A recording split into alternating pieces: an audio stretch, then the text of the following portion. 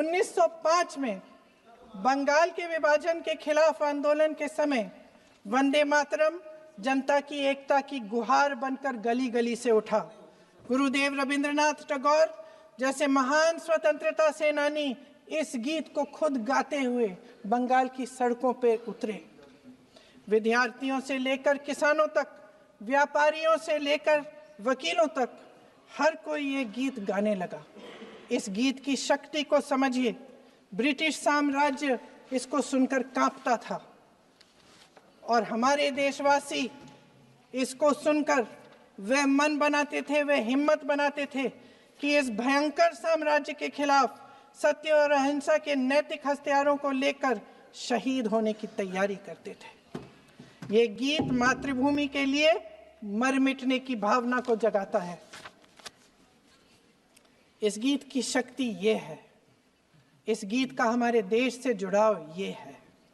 लेकिन 1930 के दशक में हमारे देश में जब सांप्रदायिक राजनीति उभरी, तब ये गीत विवादित होने लगा। 1937 में, अब ये मैं दूसरा उदाहरण देने वाली हूँ क्योंकि प्रधानमंत्री जी ने अपने भाषण में इसका उल्लेख किया और गलत किया, इसीलिए मैं इसके जो सच्चे जो तथ्य हैं वो आपके सामने रख रही हूँ। 1937 में नेताजी सुभाष चंद्र बोस कांग्रेस का अधिवेशन कलकत्ता में होने जा रहा था, उसका आयोजन कर रहे थे। तो जो मोदी जी ने पत्र सुनाया सदन में 20 अक्टूबर का और कहा कि जवाहरलाल नेहरू जी ने नेताजी को ये चिट्ठी लिखी और ये कहा कि इस पर चर्चा होनी चाहिए, उससे पहले 3 दिन पहले नेताजी सुभाष चंद्र बोस ने पंडित जवाहरलाल नेहरू को एक चिट्ठी लिखी थी जिसका जिक्र आपके प्रधानमंत्री ने नहीं किया। और इस चिट्ठी में सुन लीजिएगा,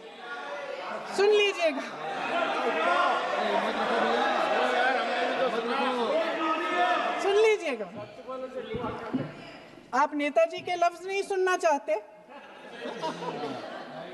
बंगाल का चुनाव आ रहा है।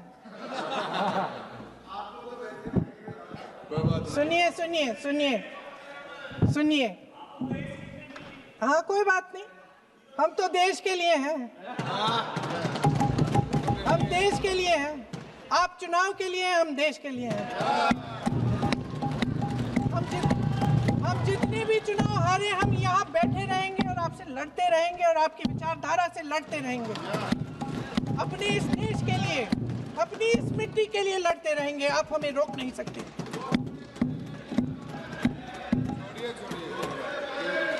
सुन लीजिए सुभाष चंद्र बोस जी ने क्या कहा, सुन लीजिए। My dear Jawahar, reference Vande Mataram. We shall have a talk in Calcutta and also discuss the question in the working committee if you bring it up there.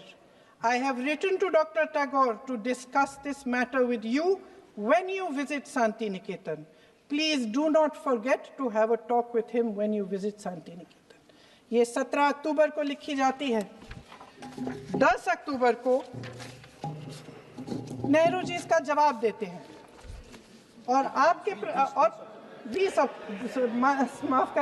अक्टूबर को, हाँ ठीक है, 20 अक्टूबर को नेहरू जी इसका जवाब देते हैं।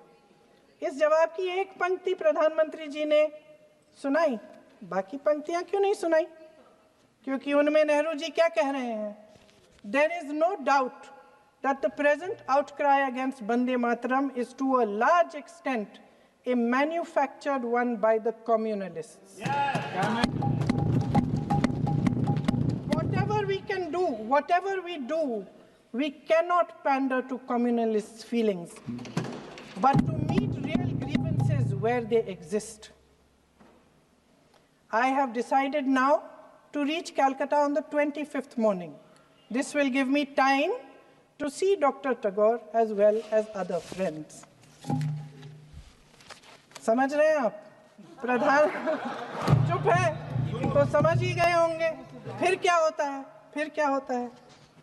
फिर नेहरू जी कलकत्ता जाते हैं और गुरुदेव जी से मिलते हैं और उसके अगले दिन गुरुदेव जी एक चिट्ठी लिखते हैं जिसमें वो लिखते हैं, अंग्रेजी में चिट्ठी है, उसका एक अंश मैं आपको हिंदी में बता देती हूँ, जिसमें गुरुदेव जी कहते हैं कि जो दो अंतरे हमेशा गाए जाते थे उनका महत्व इतना गहरा था कि उस हिस्से को कविता के शेष हिस्से तथा पुस्तक के उन अंशों से अलग करने में उन्हें कोई कठिनाई नहीं थी।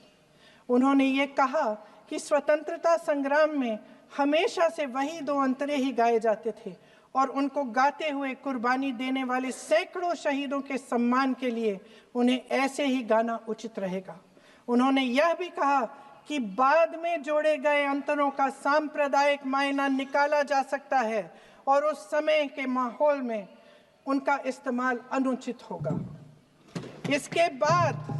इसके बाद 28 अक्टूबर 1937 में कांग्रेस की कार्य समिति ने अपने प्रस्ताव में वंदे मातरम को राष्ट्रगीत घोषित किया।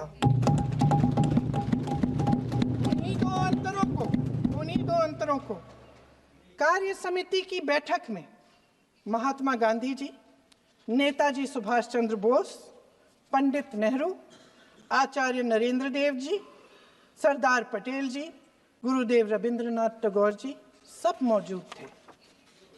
इस प्रस्ताव के ये सभी महापुरुष इस प्रस्ताव से सहमत थे। आगे क्या होता है ये भी सुना लूं।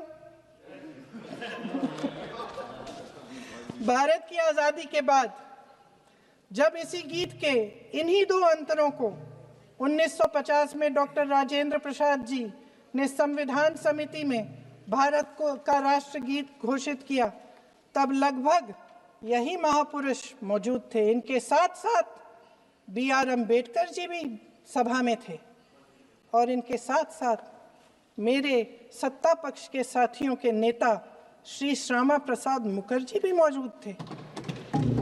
वही दो अंतरे राष्ट्रगीत घोषित किए, किसी ने कोई आपत्ति जारी नहीं की, कोई आपत्ति नहीं जताई। वैसे इन तथ्यों के साथ जुड़ा एक और तथ्य भी है जो मैं यहाँ पे आपके सामने रखना चाहती हूँ। आज हम अपने राष्ट्रगीत पर बहस कर रहे हैं, लेकिन हमारा राष्ट्रगान भी एक कविता का एक अंश ही है, एक लंबी कविता का एक अंश है। और इन दोनों राष्ट्रगीत और राष्ट्रगान के अंश को चुनने में सबसे बड़ी भूमिका गुरुदेव रविंद्रनाथ टैगोर की थी। वंदे मातरम के स्वरूप पर सवाल उठाना, जिसे संविधान सभा ने स्वीकार किया, न सिर्फ उन महापुरुषों का अपमान करना है जिन्होंने अपने महान विवेक से ये निर्णय लिया, मगर एक संविधान विरोधी मंशा को भी उजागर करता है। क्या सत्ता पक्ष के हमारे साथी इतने अहंकारी हो गए हैं कि अपने आप को महात्मा गांधी जी से, रविंद्रनाथ टैगोर जी से, राजेंद्र प्रसाद जी से, बाबा साहब अम्बेडकर जी से, मौलाना आजाद जी से, सरदार पटेल जी से, सुभाष चंद्र बोस जी से बड़ा समझने लग गए हैं? मोदी जी का अपने भाषण में ये कहना कि राष्ट्रगीत को एक विभाजनकारी सोच द्वारा काटा गया, उन सब महापुरुषों का अपमान है जिन्होंने अपना पूरा जीवन इस देश की आजादी की लड़ाई में झोंक दिया। वंदे मातरम को विभाजित करने का आरोप लगाकर आप पूरी संविधान सभा पर आरोप लगा रहे हैं, उसके हर एक नेता को दोषी ठहरा रहे हैं।